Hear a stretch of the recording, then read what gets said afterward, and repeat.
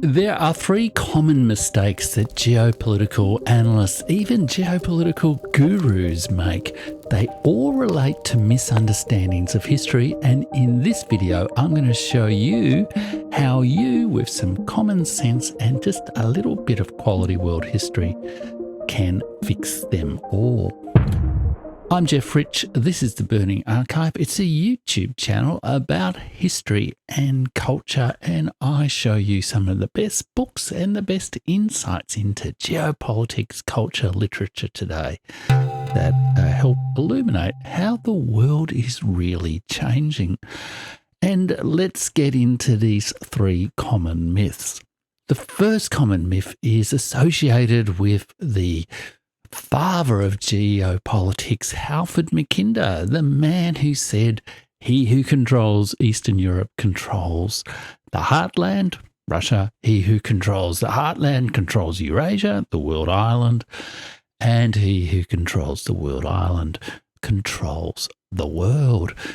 He had a insight, he believed, into the actual laws of geography and history, that the way in which the continents and the oceans and the powers on the continents and the oceans related to each other actually dictated how international politics would work.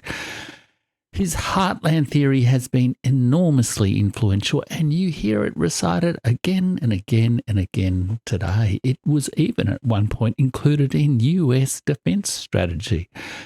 But at its heart, it has a common mistake that is even repeated in popular books about geopolitics today, such as Tim Marshall's Prisoners of Geography, who claims to have put the geo into geopolitics. It makes a common mistake that it treats geography as determining the results of history. It says geography is destiny. And that is shown over and over and over again if you really look into the details of history, not to be the case. So that's myth number one, the geography is destiny myth, the Mackinder Heartland Eurasia myth. The second popular myth, common myth, very influential myth is related to another M, and it relates to the second half of the word geopolitics. It relates to the theories of geopolitics. And it's often associated, it's put in a way most compellingly by the American political scientist, international relations scholar, John Mearsheimer. This mistake about geopolitics might seem a bit cheeky for a mere YouTuber, a former government official and historian such as me, to be criticising John Mearsheimer. But the fundamental mistake that John Mearsheimer makes is that he turns international politics into a 1v1 game. It is seen as the struggle of great powers, maybe 1v2, but on the whole, it's a 1v1 game between hegemon and challenger, the United States and China, the United States and the Soviet Union, Britain and Germany, however you might treat it. All the theories of, all the realist theories of geopolitics are actually, when you really look carefully at how they present their arguments, oversimplifications of the real history of the world, the real dynamics of international relations, to turn it into like a game theory model of one player against another, working out what is the right strategy for dominance. And that is the second big mistake that geopolitics analysts and gurus like Mearsheimer make. I might return to John Mearsheimer to look at his theories in a little bit more detail in a later video. And if you'd like me to do that, why don't you leave a comment in below? And then the third big mistake that people make about geopolitics is is not so much about the geography side or the politics side. It's the assumptions about history people make. There is a very common mistake and a very influential mistake. It's a mistake that is almost built into the way we think about time and history, to think of history as occurring as in cycles or in a pattern of evolution, rather than the unpredictable, not entirely random, but pretty random chaos and complicated mess that it really is. One influential version of this mistake has been put by the American-Russian, I think he calls himself a complexity scientist, Peter Turchin, who has a theory about the cycles of history, the cycles of elite competition that occur over time and that lead over time to the disintegration of political orders, the rise and fall of empires. The whole idea of the rise and fall of empires, the decay of civilizations, associated with Spengler and Toynbee and many other popular writers, that itself is, on close examination, a bit of a mistake.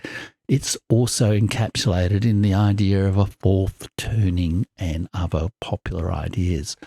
All these analysts make the mistake of seeing a pattern in history that simply isn't there. So they're the three big mistakes that geopolitics analysts make. The geography is destiny mistake, the politics is a simple game mistake, and the history is a cycle mistake. So how can you fix these mistakes? These great gurus, these academics, these famous scholars have made these mistakes. How can you avoid them? It's a thinking trap in a way that they've fallen into. We all do fall into a thinking trap, and I think the best thing to bear in mind is really good judgment in politics, in geopolitics, is all about seeing the unique, specific situation that you are in. And so that is how you can, even without knowing a whole lot of history, actually avoid these mistakes. Try to see the very specific situation you're in as it really is, rather than import a lot of theories.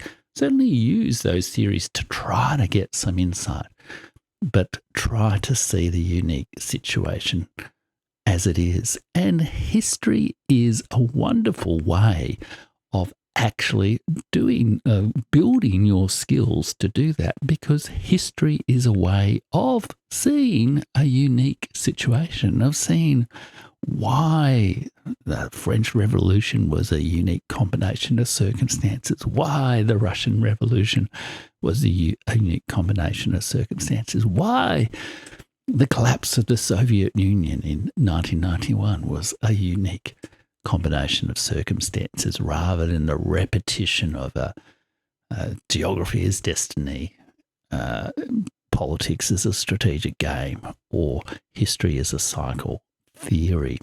Judgment is the thing that, whatever your perspective on geopolitics, whatever way in which you approach geopolitics, whether it's just an interest or whether you're a foreign policy official yourself, that is something you need to focus on. And in my geopolitics and history briefing pack, I've built on my 30 years of experience working as a government official, writing briefings for ministers all the time, and tried to boil down my study of geopolitics, study of history, and study of how governments actually work into 7 essential lessons for you about how to think clearly about geopolitics in the contemporary multipolar world. You can find the details of that course in the video description below, and I will be talking more about those ideas on the YouTube channel. So make sure you like and subscribe, and maybe even watch this video next.